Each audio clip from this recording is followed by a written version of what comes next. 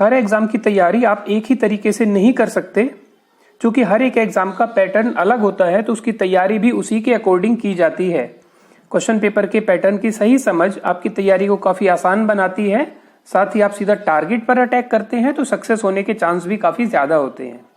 आज की इस वीडियो में हम एनालिसिस करेंगे सीबीएसई द्वारा जारी किए गए टर्म 1 के sample question paper 10th mathematics का, जिसमें हम बेसिक और स्टैंडर्ड दोनों क्वेश्चन पेपर लेंगे। आपने अभी तक सीबीएसई की ऑफिशियल वेबसाइट से क्वेश्चन पेपर और मार्किंग स्कीम डाउनलोड कर ली होगी। अगर नहीं की है तो आज ही कर लें, जिससे आपको समझने में काफी आसानी हो। तो चलिए स्टार्ट करते हैं। देखिए, सबसे पहले क्वेश्चन पेपर की बात करें तो क्वेश्चन पेपर जो है वो 40 मार्क्स का है और इसके लिए जो टाइम अलॉटेड है वो 90 मिनट्स है। क्वेश्चन पेपर में 3 सेक्शन में डिवाइडेड है, section A, B and C. Section A में 20 एमसीक्यू क्वेश्चन है, 1 मार्क्स ईच, जिसमें से आपको 16 क्वेश्चन अटेम्प्ट करने हैं। सेक्शन बी में 20 क्वेश्चन है एमसीक्यू बेस्ड, हर एक क्वेश्चन 1 मार्क का है, जिसमें से आपको 16 क्वेश्चन अटेम्प्ट करने हैं। और सेक्शन सी जो हमारे पास केस स्टडी है, 2 केस स्टडी होंगी 5 मार्क्स वाली, 5 क्वेश्चन होंगे उसमें, जिसमें से आपको 8 क्वेश्चन करने हैं। तो इस तरह से आपको टोटल 50 क्वेश्चन गिवन है, लेकिन उसमें से आपको जो अटेम्प्ट करने हैं वो 40 क्वेश्चन करने हैं। तो 40 मार्क्स, 40 क्वेश्चंस और 90 मिनट का टाइम। तो सबसे पहले एनालिसिस करने के लिए हम लोगों ने हर एक क्वेश्चन को रीड किया। बेसिक और स्टैंडर्ड के अकॉर्डिंग हम लोगों ने डिसाइड किया कि वो किस चैप्टर से है और किस टाइप का क्वेश्चन उसमें है। सेपरेट सेक्शन ए के लिए हम लोगों ने किया, उसी तरह से हम लोगों ने सेक्शन बी के लिए भी क्वेश्चन नंबर 21 से 40 तक का एनालिसिस किया और ये देखा कि किस टाइप के क्वेश्चंस किस चैप्टर में से आए हुए हैं। तो जो फाइनल हमारे पास रिजल्ट आया उसकी बात करते हैं। देखिए, इस शीट को समझना काफी इंपॉर्टेंट है। सेक्शन ए में जो बेसिक के चैप्टर वाइज क्वेश्चन है उसको हमने मार्क किया कि नंबर ऑफ क्वेश्चंस कितने हैं, और सेक्शन ए में स्टैंडर्ड के कितने क्वेश्चन हैं। इसी तरह से हमने सेक्शन बी में बेसिक के चैप्टर वाइज कितने क्वेश्चन है और स्टैंडर्ड के कितने क्वेश्चन है। तो इस तरह से हम लोगों ने जब सेक्शन ए और बी को कंबाइन किया, जो कि एमसीक्यू बेस्ड क्वेश्चन थे 40 क्वेश्चंस, उसमें से देखिए चैप्टर 1 में बेसिक में 7 है, तो स्टैंडर्ड में भी 7 है। अब चैप्टर 2 में यहाँ पे 1 क्वेश्चन है बेसिक और स्टैंडर्ड में, उसका भी एक रीजन है, वो भी हम आपको बताएंगे। इसी तरह से चैप्टर 3 में देखिए 7 बेसिक में क्वेश्चन है, 6 स्टैंडर्ड में है। चैप्टर 6 में देखिए 6 और 7 है। चैप्टर 7 में 2 और 4, यहाँ पे भी क्वेश्चन नंबर ऑफ क्वेश्चंस कम है, काफी इंपॉर्टेंट चैप्टर है 7, उसका भी रीजन हम आपको भी बताएंगे। चैप्टर 8 में 7 क्वेश्चन है, 12 में 5 एंड चैप्टर 15 में 5 तो यहाँ पे जो थोड़ी सी हमें बात समझ में आई वो ये कि 2 चैप्टर ऐसे हैं, चैप्टर 2 एंड चैप्टर 7, इन दोनों में नंबर ऑफ क्वेश्चंस कम है। उसका रीजन क्या है कि जो हमें सेक्शन सी केस स्टडी दिया है उसमें चैप्टर 7 एंड चैप्टर 2 उसी पे बेस्ड क्वेश्चंस हैं। तो यहाँ पे 5 क्वेश्चंस अगर चैप्टर 7 और 2 के हो जाते हैं तो लगभग नंबर ऑफ क्वेश्चंस के हिसाब से यहाँ पे जो वेटेज है वो इक्वल हो जाती है। अब यहाँ पे आप कह सकते हैं कि जो क्वेश्चन चैप्टर 15 के और चैप्टर 12 के कम है, तो इन चैप्टर की जो टाइम ड्यूरेशन है, जितने टाइम में ये कंप्लीट हो जाता है वो भी कम है। अब प्रोबेबिलिटी जो चैप्टर है वो काफी इजी भी है और जल्दी कंप्लीट हो जाता है, तो उस वजह से इसके नंबर ऑफ क्वेश्चंस भी कम है। तो इसके हिसाब से आप तो आइडिया हम तो ये लगा सकते हैं कि हर एक क्वेश्चंस की लगभग इक्वल वेटेज है। किसी में क्वेश्चन 5 है, किसी में 6, किसी में 7, उसके अकॉर्डिंग डिसाइडेड है। अगर किसी भी एक चैप्टर में नंबर ऑफ क्वेश्चंस कम है आपके एमसीक्यू में, तो उसके अकॉर्डिंग उसमें जो केस स्टडी के क्वेश्चंस हैं वो उसी चैप्टर से ऐड ऑन हो जाते हैं, जिसकी वजह से टोटल वेटेज बराबर होती है। अब हम दूसरे पॉइंट्स को डिस्कस करते हैं। देखिए, सीबीएसई ने कुछ समय पहले बेसिक और स्टैंडर्ड 2 तरह के हमारे पास मैथ्स में क्वेश्चन पेपर बनाए। तो बेसिक का रीजन ये था कि कुछ स्टूडेंट्स को जिनको आगे मैथ्स को कंटिन्यू नहीं करना, उनके लिए उन्होंने बेसिक क्वेश्चन पेपर, और जिसको आगे मैथ्स को कंटिन्यू करना है 11th 12th में, उसके लिए उन्होंने स्टैंडर्ड का पेपर बनाया। थोड़ा सा कंफ्यूजन बच्चों में ये है कि वो ये समझते हैं कि बेसिक का क्वेश्चन पेपर तो ईजी है और स्टैंडर्ड का डिफिकल्ट आएगा। ऐसा कुछ नहीं है। अभी तक जिस तरह से क्वेश्चन पेपर बनता आया है वो स्टैंडर्ड का होगा और उसके अकॉर्डिंग काफी थोड़ा सा इजी बेसिक का होगा। यहाँ पे जो आपके पास सैंपल क्वेश्चन पेपर है उसमें भी इस पॉइंट का काफी ध्यान रखा गया है। हमने सेक्शन ए, बी और सी तीनों में ही इस चीज को नोट किया कि जो क्वेश्चन थे उनका जो अगर हम डिफिकल्टी लेवल देखें तो हम लोग ये बता सकते हैं कि जो इजी वाला क्वेश्चन पेपर है, सॉरी बेसिक वाला क्वेश्चन पेपर है, उसके क्वेश्चन थोड़े से कंपैरेटिवली इजी हैं स्टैंडर्ड वाले से। लेकिन हम यूं नहीं कह सकते कि स्टैंडर्ड के क्वेश्चन जो है वो डिफिकल्ट है। स्टैंडर्ड के क्वेश्चंस भी एवरेज में ठीक है, आप इजीली अटेम्प्ट कर पा सकते हैं, लेकिन बेसिक के क्वेश्चन उससे थोड़े से इजी हैं, टू द पॉइंट हैं। फिर हम लोगों ने ये देखा कि यहाँ पे जो क्वेश्चंस हैं वो बिल्कुल एज पर डिलीटेड सिलेबस के अकॉर्डिंग ही ये बना हुआ है। थर्ड पॉइंट जो हम लोगों ने यहाँ पे ये देखा कि अगर हमारे पास एमसीक्यू क्वेश्चंस ही बने हैं तो उसमें सेक्शन ए और सेक्शन बी सेपरेट करने की क्या जरूरत थी, क्योंकि 20 क्वेश्चन सेक्शन ए में और 20 क्वेश्चन ही सेक्शन बी में यहाँ पे बनाए हुए हैं, तो उनको आप 1 से लेके 40 तक क्वेश्चन भी एमसीक्यू बना सकते थे। लेकिन यहाँ पे इनका जो डिफिकल्टी लेवल है उसके अकॉर्डिंग ये डिसाइडेड है। तो जो ए वाला सेक्शन है उसके question as per comparative B वालों से इजी है।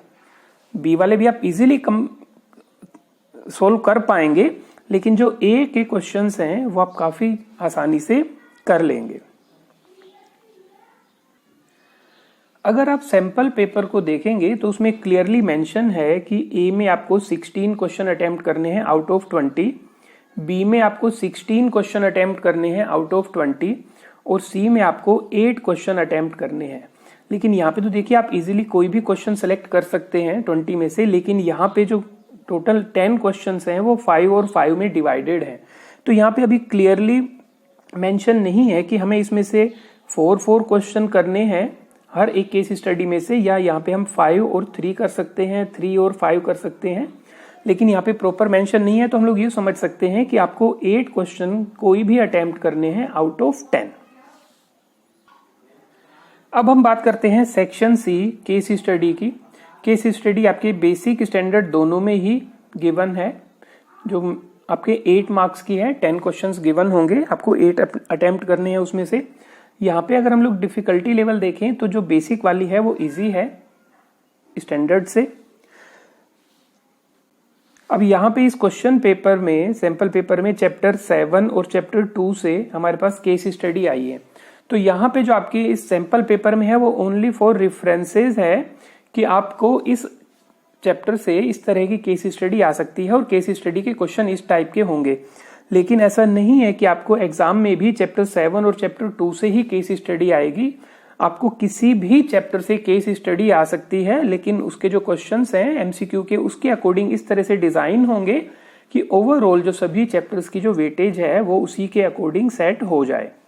तो यहाँ पे आपको करना क्या होगा, फाइनल एग्जाम में सेम चैप्टर्स की केस स्टडी जरूरी नहीं है कि 7 और 2 की आए, तो आपको हर एक चैप्टर की केस स्टडी को प्रॉपर वे में पढ़ना होगा, उसकी तैयारी करनी होगी, हर चैप्टर से केस स्टडी और साथ में हर चैप्टर से एमसीक्यू की प्रैक्टिस आपको करनी होगी। अब बात करते हैं ऑब्जेक्टिव टाइप क्वेश्चंस की। देखिए ऑब्जेक्टिव टाइप क्वेश्चंस में एमसीक्यू बेस्ड क्वेश्चन होंगे, true false, fill ups, assertion and reasoning based question, case study types question, इस तरह के सारे क्वेश्चन ऑब्जेक्टिव टाइप क्वेश्चन में है। अब चूंकि हमारे पास जो सैंपल पेपर है उसमें सिर्फ एमसीक्यू और केस स्टडी टाइप क्वेश्चंस ही इसमें इंक्लूडेड हैं, जिसमें ट्रू फॉल्स, फिल अप्स और assertion and reasoning based question को इसमें इंक्लूड नहीं किया गया है। तो हम लोग ये मान सकते हैं कि सिर्फ 2 टाइप के क्वेश्चन एमसीक्यू और केस स्टडी टाइप ही क्वेश्चंस आपके फाइनल एग्जाम में आएंगे, तो हमें इनकी काफी अच्छी तरह से प्रिपरेशन करनी होगी। अब देखिए टाइम ड्यूरेशन की। टाइम ड्यूरेशन यहाँ पे आपको 90 मिनट्स का गिवन है और नंबर ऑफ क्वेश्चंस 40 हैं। अब नंबर ऑफ क्वेश्चंस 40 भी अलग अलग तरह से डिवाइडेड हैं। 20 क्वेश्चन सेक्शन ए में है, 20 क्वेश्चन सेक्शन बी में है और 10 क्वेश्चन आपके पास सेक्शन सी जिसमें केस स्टडी है। तो देखिए यहाँ पे हम लोग मान सकते हैं कि थोड़े से इजी क्वेश्चन है तो आपको कम टाइम लगेगा, यहाँ पे भी आपको ठीक ठाक टाइम लगेगा, लेकिन यहाँ पे जो केस स्टडी है उसमें केस स्टडी को पहले आपको रीड करना होगा, तो इसमें जो टाइम कंज्यूम होगा वो भी 90 मिनट से ही आएगा। तो यहाँ पे अगर हम लोग देखें कि 40 क्वेश्चन अटेम्प्ट करने हैं, हमारे पास टाइम 90 मिनट्स का है, तो मोर देन 2 मिनट्स आपको हर एक क्वेश्चन को अटेम्प्ट करने के लिए मिल जाएंगे। यहाँ पे हम लोग अगर थोड़ा सा ओवर मान के चलें कि आपको अगर 2 मिनट्स भी आप हर एक क्वेश्चन में टाइम लगाते हैं तो 42 या 80 मिनट्स में आप क्वेश्चन पेपर अटेम्प्ट कर लेंगे। फिर भी आपके पास 10 मिनट्स बचते हैं, तो इन्हीं 10 मिनट्स में आप OMR शीट को चेक कर सकते हैं, क्वेश्चंस को चेक कर सकते हैं कि आपने सही ऑप्शन टिक किया है या नहीं किया है। तो यहाँ पे आपको थोड़ा सा ध्यान रखना होगा कि जो केस स्टडी है उसको रीड करके आपको क्वेश्चन के आंसर देने हैं, तो यहाँ पे थोड़ा सा ज्यादा टाइम आपको लग सकता है। इसीलिए यहाँ पे आप इन क्वेश्चंस को थोड़ा सा जल्दी अटेम्प्ट करें, जिससे जो टाइम आपका बचता है वो केस स्टडी के क्वेश्चन करने में इजीली हम स्पेंड कर सके। किसी भी क्वेश्चन पेपर को आप 10 to 15 मिनट्स में अपने पास टाइम बचा के रखें, उससे पहले ही वो अटेम्प्ट करते हैं, तो इसका मतलब आपको 70 to 80 मिनट्स में इस क्वेश्चन पेपर को अटेम्प्ट करना है। बाद का टाइम आप चेक करने में लगा सकते हैं। अब जो कि MCQ क्वेश्चन जो है वो आपके फर्स्ट टाइम क्वेश्चन पेपर में होंगे, पूरा पेपर ही MCQ बेस्ड है, तो उसके लिए आपको क्वेश्चन पेपर में ही ऑप्शन फिल नहीं करने होंगे। आपको एक सेपरेट OMR शीट गिवन होगी, जिसमें आपको जैसे क्वेश्चन नंबर 1 है उसके ये 4 सर्कल होंगे। अब इस पे पूरी डिटेल आनी है, लेकिन जिस तरह से MCQ क्वेश्चन अभी तक किसी भी पेपर में होते हैं उसी तरह से हम ये उम्मीद कर रहे हैं कि उसी तरह से होगा। इसमें आपको कोई भी एक ऑप्शन को फिल करना होगा। इस तरह से जैसे क्वेश्चन नंबर 1 में A है, यहाँ पे A B C D given होगा, यहाँ पे अगर ऑप्शन A है, यहाँ पे ऑप्शन C है, तो इस तरह से आपको फिल करना होगा। तो आप थोड़ी सी प्रैक्टिस इस OMR शीट को फिल करने की भी करेंगे। मार्केट में काफी इजीली OMR शीट मिल जाती है, आप वहां से अटेम्प्ट करके अपनी जो प्रैक्टिस करेंगे वो उसी शीट से ही करेंगे। क्योंकि अगर आपने यहाँ पे इस शीट में इसको इनकम्प्लीट फिल किया, मान लीजिए आपने सिर्फ इतना सा फिल किया, तो कंप्यूटर उसको चेक नहीं कर पाएगा। आपने इसको बहुत बड़ा भी कर दिया यूं तो भी वो उसको चेक नहीं कर पाएगा।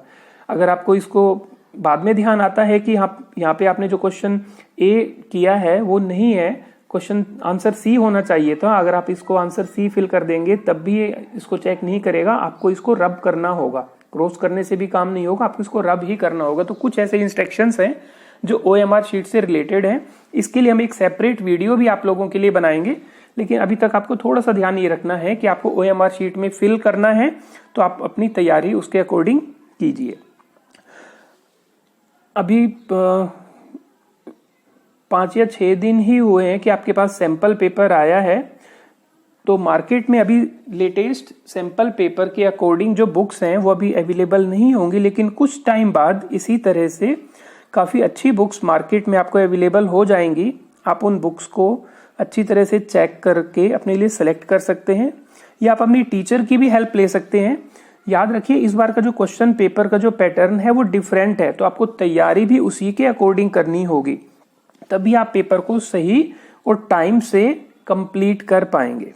होपफुली आज की वीडियो में आपको थोड़ा सा क्वेश्चन पेपर के जो पैटर्न है उसके अकॉर्डिंग समझ में आया होगा। जल्दी ही हम बेसिक और स्टैंडर्ड के जो क्वेश्चन पेपर हैं उसको सोल्व करके किस मेथड के थ्रू करना है और किस तरह से जल्दी अटेम्प्ट करना है उस पर एक वीडियो बनाएंगे। आप हमारे साथ जुड़े रहिए। अगर आप इस चैनल पर नए हैं तो इस चैनल को सब्सक्राइब करें, जिससे सबसे पहले वीडियो का नोटिफिकेशन आपको मिल सके। Thank you very much for watching this video.